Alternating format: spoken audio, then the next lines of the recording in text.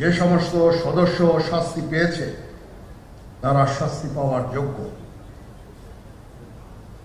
এখানে কোনো রাজনৈতিক নেতৃবৃন্দ এর মধ্যে উপস্থিত ছিল কিনা, ইনভলভ ছিল কিনা, বাইরের কোনো শক্তি এর মধ্যে ইনভলভ ছিল কিনা, সেটার জন্য কমিশন করা হয়েছে। কমিশনের চেয়ারম্যান এখানে আছেন, উনি এটা বের করবেন এবং আপনাদের জানাবেন। বটম লাইন হচ্ছে যে এই সমস্ত আমাদের এই চৌকস সেনার সদস্য যারা প্রাণ হারিয়েছেন, তারা প্রাণ হারিয়েছেন তদানীন্তন বিডিআর সদস্যদের গুলিতে। আমরা নিজেরা এই সমস্ত জিনিস নিয়ে অনেক ভিন্ন মত পোষণ করছি। কেউ কেউ এই জিনিসটাকে ভিন্ন খাতে প্রবাহিত করার চেষ্টা করছে, সেটা আমাদের জন্য মঙ্গলজনক হবে না।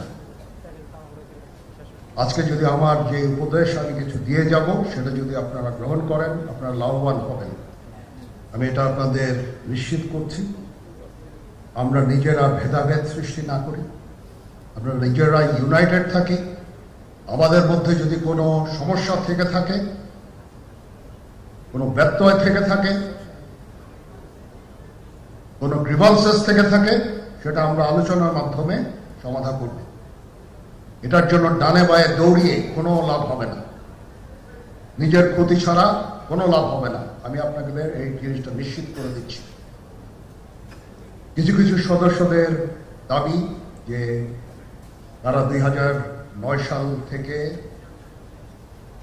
আজ পর্যন্ত বিভিন্ন শাস্তি পেয়েছেন।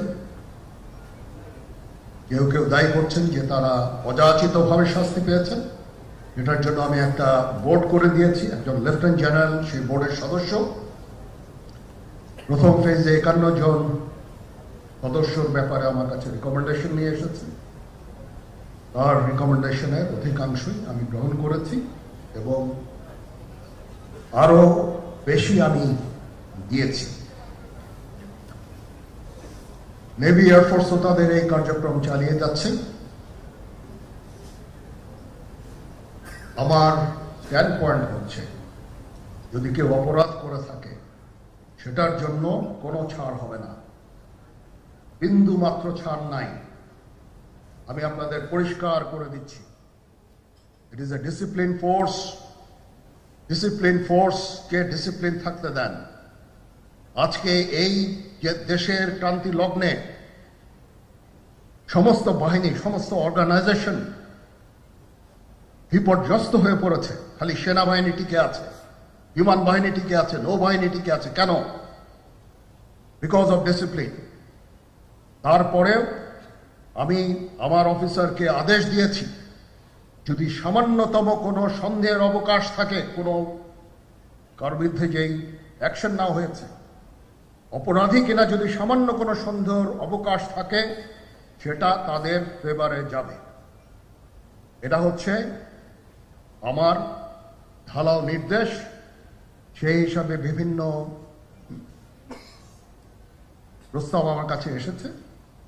কোনো কোনো প্রস্তাবে আমি আরো আমার নিজে থেকে যোগ করে আরো বেশি আমি দিয়েছি।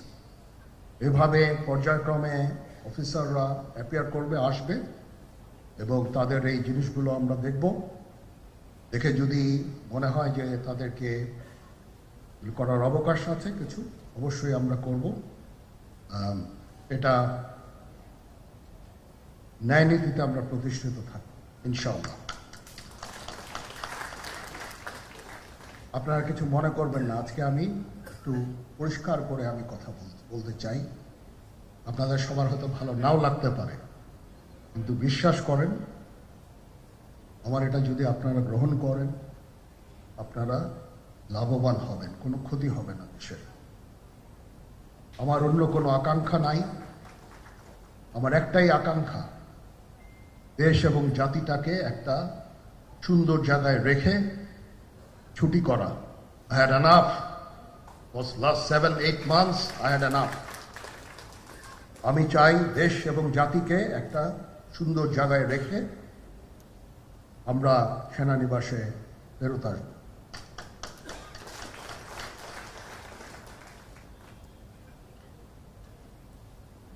আরেকটা জরুরি বিষয় যেটা আমি ভাবলাম যে আপনাদের সাথে আমি শেয়ার করি। দেশের এই আইন শৃঙ্খলা পরিস্থিতি খারাপের পিছনে কিছু কারণ আছে। প্রথম কারণটা হচ্ছে যে আমরা নিজেরা হানাহানির মধ্যে ব্যস্ত, একজন আরেকজনের বিরুদ্ধে বিষোদ্গারে ব্যস্ত। এটা একটা চমৎকার সুযোগ অপরাধীদের জন্য। যেহেতু আমরা একটা অরাজক পরিস্থিতির মধ্যে বিরাজ করছি, তারা খুব ভালোভাবেই জানে যে এই সময়ে যদি এই সমস্ত অপরাধ করা যায় তাহলে এখান থেকে পরিত্রাণ পাওয়া সম্ভব। সেই কারণে এই অপরাধগুলো হচ্ছে। আমরা যদি সংগঠিত থাকি, একত্রিত থাকি, তাহলে অবশ্যই এটা সম্মিলিতভাবে মোকাবেলা করা সম্ভব হবে। Police, RAB, BGB, TGFI, NSI এগুলো দেশের জন্য অত্যন্ত গুরুত্বপূর্ণ কাজ করেছে অতীতে। খারাপ কাজের সাথে অসংখ্য ভালো কাজ করেছে। আজকে যে দেশের স্থিতিশীলতা, দেশটাকে যে এত বছর স্থিতিশীল রাখা হয়েছে, এটার কারণ হচ্ছে এই সশস্ত্র বাহিনীর বহু সেনা সদস্য, সিভিলিয়ান সবাই মিলে এই অর্গানাইজেশনগুলোকে, অসামরিক, সামরিক সবাই মিলে এই অর্গানাইজেশনগুলোকে এফেক্টিভ রেখেছে। সেই জন্য আজকে সুন্দর, এতদিন ধরে আমরা একটা সুন্দর পরিবেশ পেয়েছি। এর মধ্যে যারা কাজ করেছে, যদি অপরাধ করে থাকে সেটার শাস্তি হবে, অবশ্যই শাস্তি হতে হবে, না হলে এই জিনিস আবার ঘটবে। আমরা সেটাকে বন্ধ করতে চাই চিরতরে, কিন্তু তার আগে মনে রাখতে হবে আমরা এমনভাবে কাজটা করব এই সমস্ত অর্গানাইজেশনগুলো যেন আন্ডারমাইন না হয়। আজকে পুলিশ সদস্য কাজ করছে না, এটা বিশাল বড় কারণ হচ্ছে অনেকের বিরুদ্ধে মামলা, অনেকে জেলে। RAB, BGB, TGFI, NSI panicked. বিভিন্ন দোষারোপ, খুন ইত্যাদি তদন্ত চলছে। অবশ্যই তদন্ত হবে, দোষীদের বিচারের আওতায় আনতে হবে। এমনভাবে কাজটা করতে হবে যেন এই অর্গানাইজেশনগুলো আন্ডারমাইন না হয়।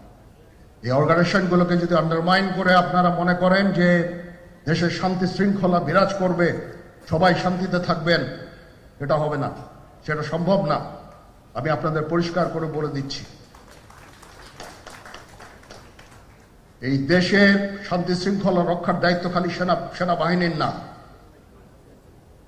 2 লক্ষ পুলিশ আছে, বিজিবি আছে, র্যাব আছে, আনসার বিডিপি আছে, আমার আছে হচ্ছে 30,000 সৈন্য।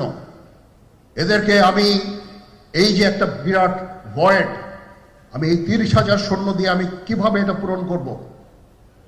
30,000 থাকে, আবার 30,000 চলে যায় ক্যান্টনমেন্টে, আরো 30,000 আসে।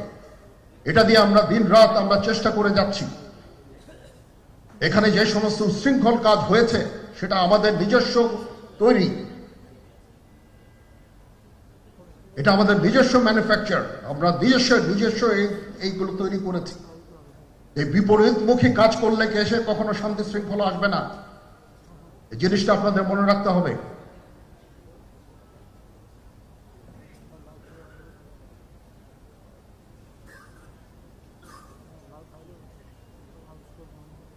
তদন্ত কমিশন হচ্ছে, আবার আরেকটা আমাদের সর্বদা আমরা চেষ্টা করব তদন্ত কমিশনকে সহায়তা করতে।